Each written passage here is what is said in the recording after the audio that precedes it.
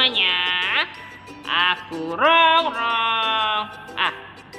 Teman aku mana ya?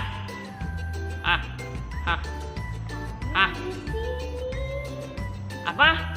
Di belakang? Belakang? Gak ada. Depan? Gak ada. Apa? Di belakang? Mana? Gak ada. Aduh, temen aku mana ya? Astaga, kalian di sana. Ayo, sini. Akhirnya kok kamu sembunyi?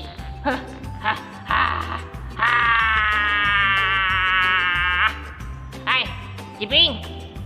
Ini kan hari Minggu. Iya. Biasanya anak sekolah Minggu beribadah. Betul. Nah, kamu sudah mandi belum? Sudah dong. Feli udah belum? Sudah dong. Serius? Iya. Teman-teman, sudah belum? Kalau belum, buruan mandi. Buruan. Sikat gigi, udah belum? Udah. Feli, udah belum? Udah dong, kan mau sekolah Minggu. Teman-teman, udah belum? Kalau belum sikat gigi. Sikat gigi dong. Iya. Yuk, kalau udah pakai baju yang rapi. Coba mana baju Feli? Nih. Rapi. Lalu ambil Alkitab, siapkan alat tulis dan duduk yang rapi. Nah, teman-teman, yuk kita sekolah Minggu. Dadah. Ayo. Aku mana? Tunggu. Tuhan Yesus yang baik, sekarang kami mau ibadah. Pimpin kami Tuhan, dan dalam nama Tuhan Yesus, haleluya, amin. Amsal 16 ayat 32. Orang yang sabar melebihi seorang pahlawan. Orang yang menguasai dirinya melebihi orang yang merebut kota. Teman-teman, datang ibadah kita. Yuk bersama Tuhan dengan semangat ya.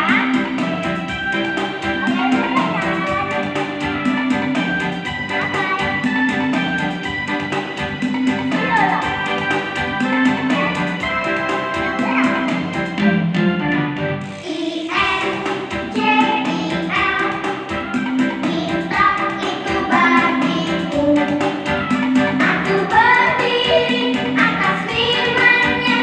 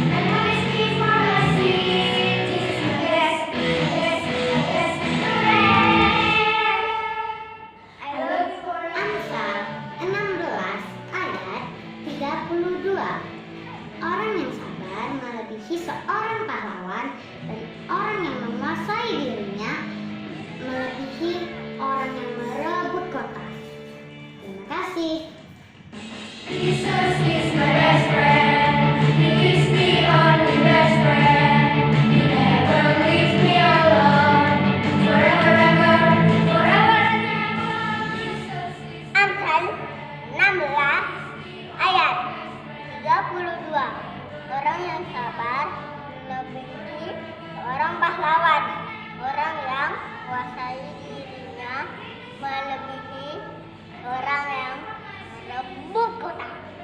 Terima kasih.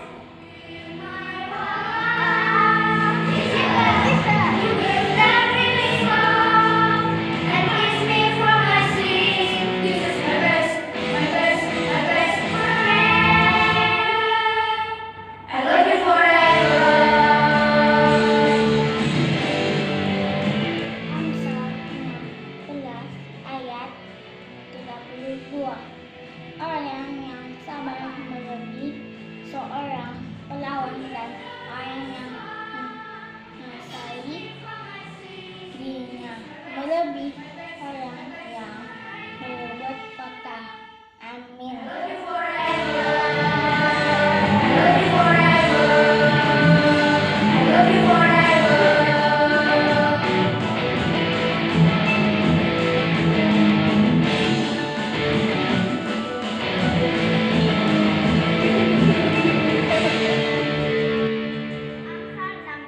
Ayat 32.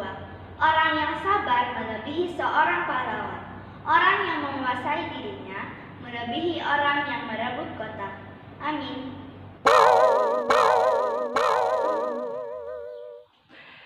Halo, shalom adik-adik. Ini loh, Kak Elin lagi lihat-lihat foto masa kecil. Waktu masih kecil, Kak Elin tuh paling suka kalau bawa bekal ke sekolah. Wah, bekalnya roti, nasi goreng, telur, suka banget. Terus kalau di sekolah, tiba-tiba ada yang nggak bawa makanan, bagi nggak ya? Saat itu Kak Elin mikir loh, 2 kali, 3 kali aku kasih nggak ya, aku bagi nggak ya, nanti aku nggak makan. Itu pengalaman masa kecil dulu. Ada lagi nih, waktu Kak Elin masih sekolah minggu. Nah, setiap kali ibadah sekolah minggu, Kak Elin gak pernah mau terlambat. Maunya duluan. Karena apa? Karena kalau terlambat, gak dapet tempat duduk. Jadi gak mau. Kak Elin tuh maunya duluan supaya bisa duduk di depan. Dan kalau dapet tempat duduk di depan, itu merasa jagoan, merasa udah paling hebat. Nah gitu, gini nih, ada cerita menarik tentang seorang anak kecil yang bener-bener menjadi pahlawan, bukan sekadar merasa pahlawan kayak Kak Elin tadi. Jadi gini ceritanya. Tunggu yuk, sebelum kita dengar ceritanya, sama-sama kita berdoa ya. Lipat tangannya, tutup matanya, kita berdoa kepada Tuhan. Tuhan Yesus yang baik, terima kasih buat hari ini. Sekarang Tuhan, kami anak-anak-Mu mau mendengar firman-Mu. Tolong Tuhan, urapi setiap kami supaya bisa memahami apa yang Engkau sampaikan kepada kami. Di dalam nama Tuhan Yesus, haleluya, amin. Kita lanjut ya. Dahulu kala di Philadelphia tuh mana ya? Jauh banget tuh. Ya, ada seorang anak kecil yang menorehkan sejarah kepahlawanan. Hah? Pahlawan? Dia berperang seperti Gideon? Atau berani menemui raja seperti Esther? Atau berperang melawan kebodohan seperti ini? Atau seperti Saul? Tunggu, enggak. Saul bahkan dia nggak mau sabar menanti sehingga kerajaannya hancur. Kali ini seorang anak kecil biasa, bukan siapa-siapa, tapi dia pahlawan. Apakah seperti Emily yang menunggu kue? Oh enggak, Emily pun kemarin nggak mau menunggu sehingga kuenya kepes meskipun enak rasanya. Nah, ini benar-benar seorang anak kecil, gadis biasa, bahkan bajunya lusuh, tetapi dia menjadi seorang pahlawan. Pada akhir abad 19 lalu, sekitar tahun 1800-an, di sebuah gereja yang tidak terlalu besar, tapi penuh sesak, seorang gadis kecil berpakaian lusuh berdiri di depan pintu masuk gereja dan berusaha mendapatkan tempat duduk sehingga dia bisa mengikuti ibadah saat itu. Dan di tangannya sudah membawa beberapa buku sekolah minggu, Alkitab, buku, dan alat-alat tulis. Di tengah kerumunan orang-orang yang akan mengikuti ibadah, gadis kecil ini terlihat kebingungan. Dia harus menunggu atau pulang ke rumah karena sepertinya untuk masuk dan mengikuti ibadah dari dalam tidak mungkin, saking penuhnya tempat itu. Gereja kecil tempatnya beribadah memang belum mampu memberikan fasilitas yang besar, yang banyak, yang bisa menampung banyak anak untuk beribadah. Beberapa saat kemudian, seorang pendeta yang kebetulan lewat di tempat itu, dia melihat gadis kecil yang kebingungan. Dan pendeta itu dengan segera menghampiri gadis kecil, menggandeng tangannya, dan menggendongnya di atas pundak, lalu membawanya masuk ke dalam gereja, dan duduk di sana untuk mengikuti ibadah dengan baik. Wah, gadis kecil ini sangat bahagia karena akhirnya dia bisa mengikuti ibadah sekolah minggu yang dinanti-nantikannya selama ini. Keesokan harinya, pendeta itu berkunjung ke rumah si gadis kecil yang letaknya memang tidak terlalu jauh dari gereja. Ketika pendeta ini berjumpa dengan gadis itu, dia mengatakan demikian. Kita akan segera memiliki ruang yang cukup besar untuk menampung banyak anak beribadah bersama. Lalu si gadis kecil ini menjawab kepada Pak Pendeta, Aku harap itu tidak terlalu lama, Pak Pendeta, dan gedung gereja kita nggak sesak lagi, sehingga aku nggak takut untuk beribadah bersama-sama. Demikian juga teman-temanku yang lainnya.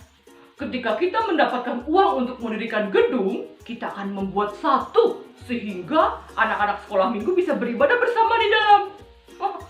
Kemudian si gadis kecil itu hanya mengangguk saja. Beberapa waktu kemudian, hal yang mengejutkan terjadi. Kedua orang tua gadis kecil itu datang tergesa-gesa menemui sang pendeta dan menyampaikan kabar yang bahwa anak kesayangan mereka sedang dirawat di rumah sakit dan dalam tahap yang kritis. Pak Pendeta bergegas berlari menyusuri lorong, menyusuri jalanan untuk bisa menemui si gadis kecil dengan berharap harus bisa menemui gadis ini sekali lagi. Tapi Tuhan berkehendak lain. Gadis kecil itu meninggal dunia. Dan ketika dalam proses pemakaman, orang tua gadis ini memberikan sebuah tas kecil sebagai pemberian untuk gereja sebelum dia meninggal. Pendeta ini terkejut dan dia terharu melihat apa isi tas itu. 57 sen hasil tabungan si gadis kecil untuk membangun gereja yang besar sehingga anak sekolah minggu bisa beribadah tanpa berdesak-desakan. Pendeta ini sangat terharu dan dia membawa hadiah itu, membawa tas itu menemui jemaatnya dan mengatakan bahwa 57 sen dari hati My Wiat akan membuat kita mendirikan gedung gereja yang baru. Sejak saat itu, semua jemaat ikut menyumbang dan pendirian gereja di Philadelphia itu bisa terlaksana segera. Dan sekarang di Philadelphia ada gereja yang sangat besar dan menampung 3.000 lebih orang di sana. Dan juga universitas di Philadelphia. Ini berkat seorang gadis kecil, Hattie My Wiat, yang dia mau beraksi memberikan apa yang dia punya. Dia menabung setiap hari sehingga terkumpul 57 sen yang akhirnya menggerakkan seluruh orang di sana untuk bisa segera membangun gedung gereja yang layak dan cukup untuk semua jemaat di sana. Tuhan memakai anak kecil dengan apa yang dia miliki untuk menjadi pahlawan saat itu. Tunggu, Kailin. Pahlawan itu apa sih? Nah, pahlawan itu adalah orang yang menonjol, dikenal karena keberanian dan pengorbanannya dalam membela kebenaran atau berjuang yang gagah berani. Ternyata adik-adik, kisah Hattie ini mirip dengan kisah yang ada di Alkitab. Seorang anak kecil yang berperan sebagai pahlawan. Kira-kira siapa? Yuk kita buka Yohanes 6 ayat 1 sampai 13. Sesudah itu Yesus berangkat ke seberang danau Galilea, yaitu danau Tiberias. Orang banyak berbondong-bondong mengikuti dia karena mereka melihat mujizat-mujizat penyembuhan yang dilakukannya terhadap orang-orang sakit. Dan Yesus naik ke gunung dan duduk di situ dengan murid-muridnya. Dan Paskah, hari raya orang Yahudi, sudah dekat. Ketika Yesus memandang sekelilingnya dan melihat bahwa orang banyak berbondong-bondong datang kepadanya, berkatalah ia kepada Filipus, "Di manakah kita akan membeli roti supaya mereka dapat makan?" Hal itu dikatakannya untuk mencobai dia, sebab ia sendiri tahu apa yang hendak dilakukannya. Jawab Filipus kepadanya, Roti seharga 200 dinar tidak akan cukup untuk mereka. Sekalipun masing-masing mendapat sepotong kecil saja. Seorang dari murid-muridnya, yaitu Andreas, saudara Simon Petrus, berkata kepadanya, "Di sini ada seorang anak yang mempunyai 5 roti jelai dan 2 ikan. Tetapi, apakah artinya itu untuk orang sebanyak ini?" Kata Yesus, "Suruhlah orang-orang itu duduk. Adapun di tempat itu banyak rumput, maka duduklah orang-orang itu kira-kira 5.000 laki-laki banyaknya." Wah, nanti adik-adik bisa membaca sendiri sampai ayat 13 ya. Jadi pada saat itu Tuhan Yesus dan murid-muridnya berangkat ke seberang danau Galilea, danau Tiberias. Di sana kan banyak orang. Dan melihat orang banyak itu, Tuhan Yesus kepikiran, bagaimana ya orang-orang ini makan? Lalu dia meminta kepada muridnya untuk memberi mereka makan. Tetapi tidak ada yang memberi apa-apa. Justru mereka bertanya, di mana membeli rotinya ini? Di sini tuh nggak ada toko loh, nggak ada rumah makan, nggak ada restoran. Kita makan apa? Tapi kemudian Simon ya tadi ya di ayat yang ke-9, ayat ke-8, Andreas, saudara dari Simon Petrus, mengantarkan seorang anak kecil. "Tuhan, ini loh ada seorang anak kecil membawa 5 roti dan 2 ikan. Gimana kisah kelanjutannya? Yuk sama-sama kita saksikan video yang satu ini.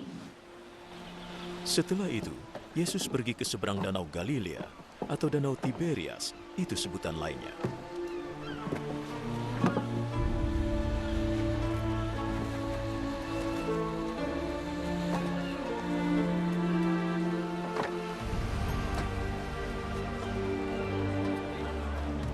Banyak orang mengikutinya sebab mereka sudah melihat keajaibannya menyembuhkan orang sakit.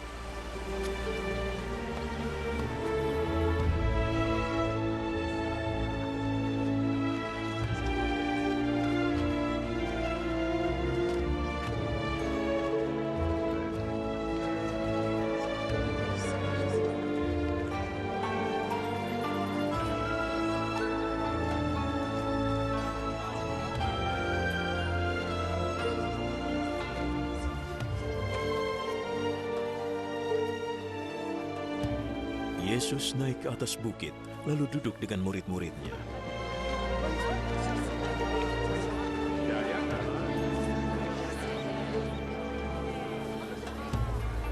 Hari Raya Paskah orang Yahudi sudah dekat. Yesus memandang ke sekelilingnya dan melihat banyak orang mendatanginya.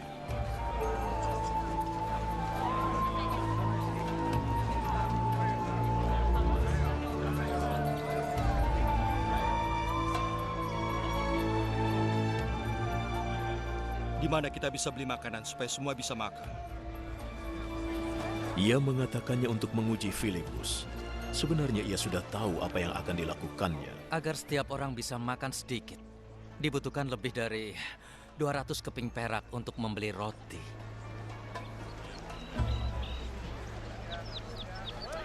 Murid Yesus yang lain, Andreas, saudara Simon Petrus, berkata, "Di sini ada seorang anak laki-laki yang mempunyai 5 roti dan 2 ikan.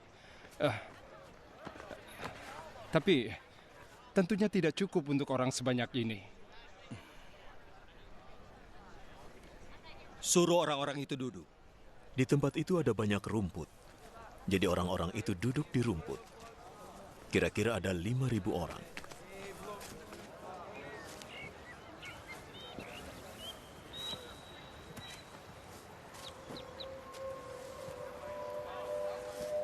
Yesus mengambil roti, mengucap syukur kepada Allah,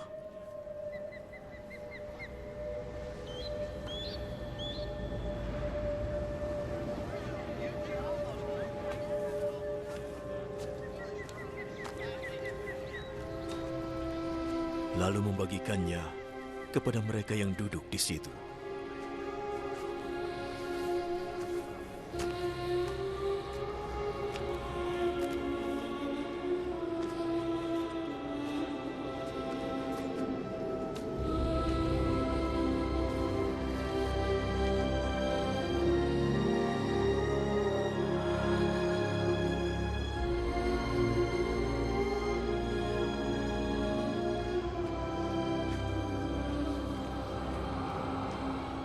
Ia melakukan hal yang sama pada ikan.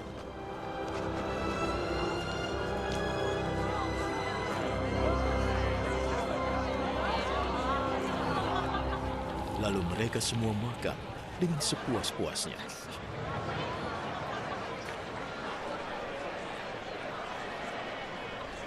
Setelah semua sudah kenyang, ia berkata kepada murid-muridnya, Kumpulkan makanan yang berlebih. Jangan ada yang terbuang.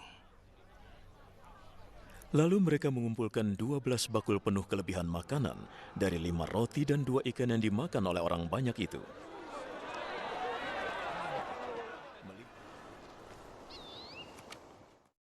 Nah, gimana? Yuk kita baca sama-sama ayat 9 ya. Kita ulang di ayat yang ke-9. Di sini ada seorang anak yang mempunyai 5 roti jelai dan 2 ekor ikan. Tapi apakah artinya itu untuk orang sebanyak ini? Seorang anak kecil hanya dengan 5 roti dan 2 ikan, dia mau menyerahkannya kepada Tuhan sehingga mengenyangkan banyak orang, dan hasilnya apa? Tadi di film tadi, di sini juga ada di ayat yang ke-13. Mereka pun mengumpulkannya dan mengisi 12 bakul penuh. 12 bakul penuh dengan potongan-potongan dari kelima roti jelai yang lebih setelah mereka makan. Wow! Yang pertama, anak kecil tadi berani memberikan miliknya yang mungkin hanya itu yang dia bawa saat itu. Bisa jadi roti itu pemberian orang-orang. Atau anak ini mau memancing, dia bawa 5 roti dan 2 ikan, tetapi ternyata ada rombongan Yesus datang ke sana. Dan ketika mereka membutuhkan makanan, anak kecil ini bisa mendatangi Tuhan Yesus. Kita nggak tahu dari mana si anak kecil ini membawa 5 roti dan 2 ikan. Tetapi anak ini mau berkorban. Seperti tadi ya, arti seorang pahlawan ya, dia mau berkorban. Dia berkorban menyerahkan apa yang dia bawa tanpa berpikir, aku nanti makan apa? Kayak Elin tadi waktu masih kecil ya. Elin cerita di awal tadi ketika bawa bekal ke sekolah, ada temen yang gak bawa makanan, Elin mau ngasih mikir, kasih nggak ya, nanti aku makan apa? Anak ini dia nggak pakai mikir 2 kali, dia mau memberikannya kepada Tuhan Yesus. Nah, sama seperti hati tadi, dia juga berkorban, pastinya dengan cara apa? Menyisihkan uang sakunya untuk ditabung. Sehingga dia bisa memberikan 57 sen untuk pembangunan gedung gereja. Orang akan berpikir, apa sih itu? Sama seperti anak kecil tadi. 5 roti 2 ikan, sebanyak ini bisa untuk apa? Tetapi di antara banyak orang yang ada di sana, anak kecil ini dia tahu bahwa memberikan miliknya adalah hal yang tepat, hal yang benar. Sama seperti Heti tadi, menabung sedikit-sedikit tetapi itu benar untuk membangun gedung gerejanya, sehingga anak-anak sekolah minggu bisa beribadah tanpa rasa takut berdesak-desakan. Nah, adik-adik, pahlawan yang memperjuangkan kemerdekaan bangsa Indonesia juga pastinya memberikan apa yang mereka miliki saat itu. Mereka nggak pernah berpikir menunggu punya revolver, menunggu punya senapan yang sama seperti para penjajah untuk berperang.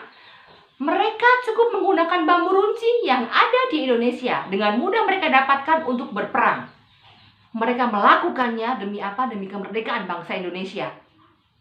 Nah, di Alkitab kita banyak juga dicatatkan mengenai pahlawan-pahlawan yang berjuang untuk kemerdekaan bangsanya dengan apa yang dia punya. Misalnya ada Otniel, ada Ehud, ada Samgar. Samgar menggunakan tongkat penghalau lembu karena saat itu dia hanyalah seorang petani. Kemudian sering dengar juga kan kisah mengenai Daud. Nah, apa yang digunakan Daud untuk berperang? Ketapel. Dia berperang melawan Goliat. Dia pakai baju perang? Enggak. Daud menggunakan apa yang dia miliki. Nah, adik-adikku sayang, sekarang giliran kita menjadi pahlawan. Enggak usah menunggu kelak kamu dewasa nanti. Menjadi pahlawan enggak usah tunggulah dulu sekolah baru aku bisa menjadi pahlawan. Pahlawan apa? Caranya begini adik-adik. Apa yang kamu bisa saat ini? Apa talentamu yang Tuhan kasih sama kamu? Latih sejak saat ini. Bisa menyanyi? Tapi Kelly, aku kan belum bisa nyanyi seperti orang-orang itu. Latih sejak saat ini. Lakukan untuk memuji Tuhan. Kita nggak tahu esok suara kamu itu bisa menjadi apa? Pastinya kalau kamu menggunakan suaramu dengan baik, melatih talentamu dengan baik, berserahkan itu kepada Tuhan, banyak orang akan diberkati dengan suaramu. Kamu bisa bermain musik. Kalian aku baru bisa main ting tong ting tong ting tong ting tong, belum seperti mereka yang bisa mainnya.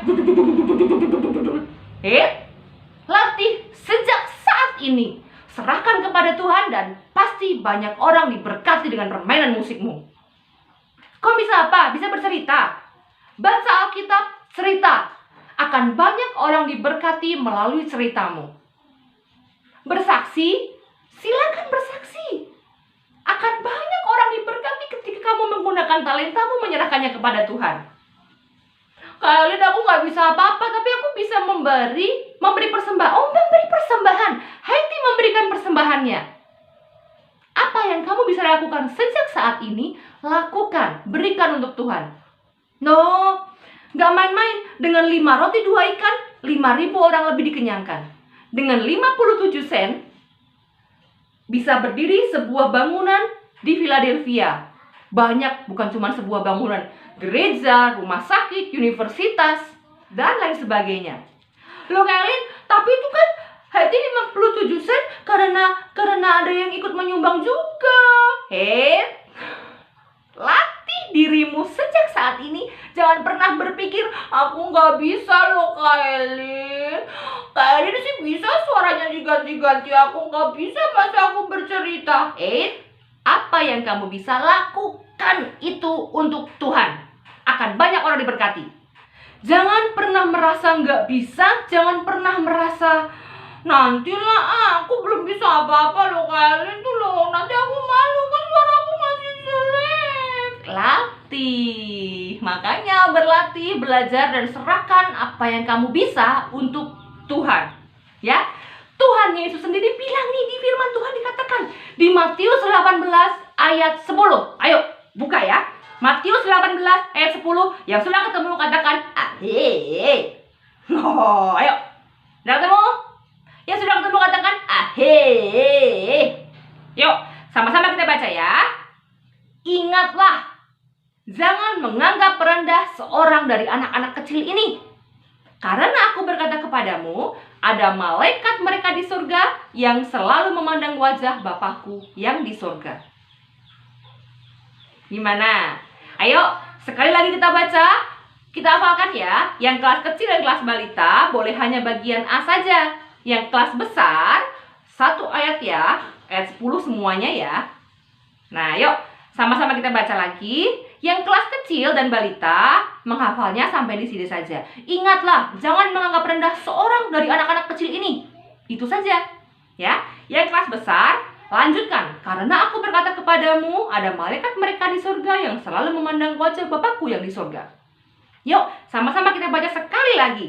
1, 2, 3. Matius 18 ayat 10. Ingatlah, jangan menganggap rendah seorang dari anak-anak kecil ini. Karena aku berkata kepadamu, ada malaikat mereka di surga yang selalu memandang wajah Bapakku yang di surga. Amin. Mari kita berdoa. Tuhan Yesus yang baik, terima kasih buat firman-Mu hari ini. Tuhan Yesus, kami ini anak-anak-Mu, masih kecil, tapi kami percaya apa yang kami bisa akan terus kami latih, sehingga benar-benar memuliakan nama Tuhan. Dan akan banyak orang diberkati. Kami berjanji Tuhan, apa yang sudah Tuhan berikan buat kami, akan terus kami lakukan, akan terus kami latih, akan terus kami gunakan untuk kemuliaan nama-Mu saja. Di dalam nama Tuhan Yesus, kami berdoa dan mengucap syukur. Haleluya. Amin.